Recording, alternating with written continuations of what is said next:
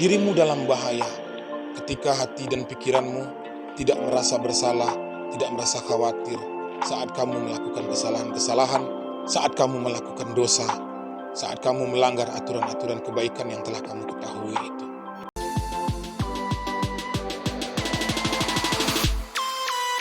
Assalamualaikum warahmatullahi wabarakatuh, sahabat dan saudaraku semuanya. Ketika seseorang membicarakan dunia, ketika orang membicarakan kehidupan, saudara dan sahabatku semuanya, ketika itu apa yang dirimu bayangkan?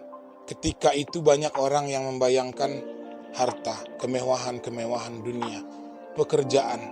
Ketika itu orang membayangkan tentang segala macam aktivitas dalam kehidupan ini. Sehingga dengan semua itu, setiap orang berbeda prinsip dalam kehidupan. Setiap orang berbeda profesi. Setiap orang mempunyai rencana-rencana tersendiri dalam menjalani hidup dan kehidupan ini. Dan tidak ada yang salah, saudara dan sahabatku semuanya. Setiap orang mempunyai cita-cita, mempunyai keinginan-keinginan, dan berusaha untuk mewujudkan cita-cita dan keinginannya itu. Termasuk kita, saudara dan sahabatku semuanya. Lalu kemudian setelah kita menjalani hidup, setelah kita berinteraksi dengan dunia ini, setelah sekian lama waktu terlewati, pelajaran apa yang bisa kita ambil sebenarnya dari hidup yang telah kita jalani ini? Kita mempunyai banyak keinginan, kita mempunyai banyak rencana. Kadang rencana itu terlaksana, kadang rencana itu gagal.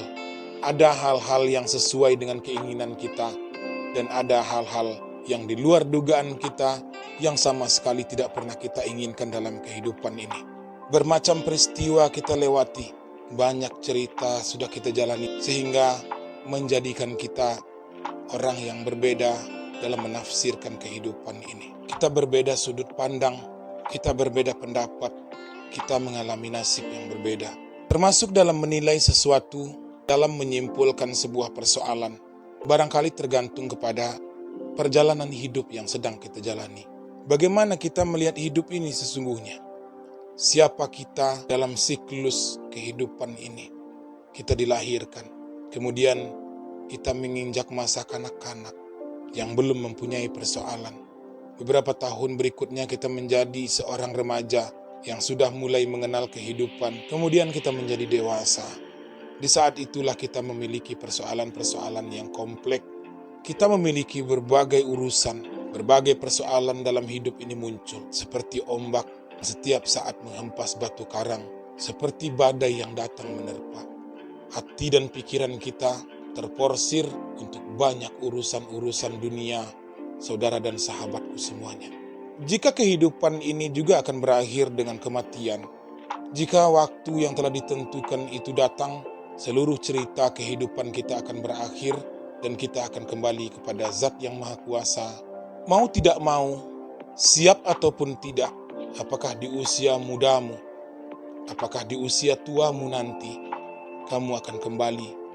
Saudara dan sahabatku semuanya, cerita hidupmu di dunia semuanya akan selesai. Semuanya berakhir. Nama besarmu itu akan hilang, saudara dan sahabatku semuanya. Seperti apa rencanamu sesungguhnya dalam kehidupan ini? Jika pada akhirnya juga nanti kamu akan meninggalkan dunia ini dalam keadaan yang tidak kita ketahui, saudara dan sahabatku semuanya, tiba-tiba kita akan meninggalkan dunia ini, kembali kepada Zat yang Maha Agung.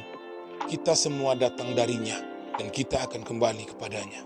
Tuhanmu mengatakan bahwa kita dulu datang ke dunia ini dalam keadaan bersih, dalam keadaan tanpa dosa. Lalu kemudian kita menjalani hidup dan kehidupan ini, diberikan semacam aturan-aturan, panduan, bagaimana cara menjalani kehidupan agar kamu tidak tersesat terlalu jauh dalam kehidupan ini. Bagaimana cara menjadi orang yang baik, bagaimana cara menjadi orang yang benar.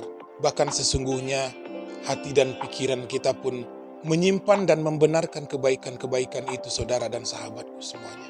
Naluri kita tidak bisa berbohong tentang kebaikan-kebaikan dan keburukan-keburukan dalam kehidupan ini. Semua orang paham tentang nilai-nilai baik dan nilai-nilai buruk dalam kehidupan ini. Akan tetapi dalam pelaksanaannya, ternyata setiap orang berbeda-beda. Ada orang yang masih di dalam garis kebaikan-kebaikan itu. Dan ada orang yang keluar batas dari garis-garis kebaikan dan kebenaran yang telah dia ketahui. Saudara dan sahabatku semuanya, semua itu akan kita pertanggungjawabkan di hadapan Tuhanmu kelak. Kita datang dalam keadaan yang bersih. Kita datang dalam keadaan yang suci tanpa noda. Kita pun pada akhirnya dituntut untuk kembali dalam keadaan yang bersih. Dalam keadaan yang baik, dalam keadaan yang bersih. Akan tetapi mustahil jika kita kembali dalam keadaan yang bersih.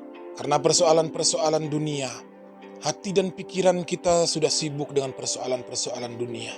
Jiwa kita telah terombang-ambing oleh persoalan-persoalan dunia. Dan perbuatan kita kadang keluar batas dari garis-garis dan norma-norma kebaikan yang telah kita ketahui itu.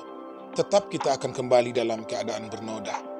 Akan tetapi saudara dan sahabatku semuanya, Tuhanmu juga mengatakan bahwa Dia adalah Sang Pengampun, Zat yang maha mengampuni. Sebesar apapun dosa dan kesalahanmu, ampunan Tuhanmu jauh lebih besar daripada itu semuanya. Itu pun jika kamu mau membersihkan dirimu. Itu pun jika kamu mau mengakui kesalahan dan memperbaiki dirimu. Saudara dan sahabatku semuanya, kita yang diibaratkan seperti kain putih itu, sedikit demi sedikit akan terkena noda. Semakin lama menjalani hidup dan kehidupan ini, noda itu akan semakin banyak. Dan yang lebih parahnya, kita tidak pernah menyadari bahwa kain putih itu telah berubah warna dan penuh dengan kotoran-kotoran saudara dan sahabatku semuanya. Akan tetapi walaupun demikian, kita masih bisa mencoba untuk memperbaikinya. Kita masih bisa mencoba untuk membersihkannya sebelum kain putih itu berubah warna. Saudara dan sahabatku semuanya, berusahalah menjadi orang yang baik, berusahalah menjadi orang yang taat kepada Tuhannya, menjadi orang yang takut kepada Tuhannya. Berniat dan berusahalah, karena saudara dan sahabatku semuanya, dirimu dalam bahaya ketika hatimu tidak pernah merasa khawatir lagi tentang perbuatan-perbuatan yang buruk yang kamu lakukan. Semoga kita semuanya menjadi orang yang masih ingat.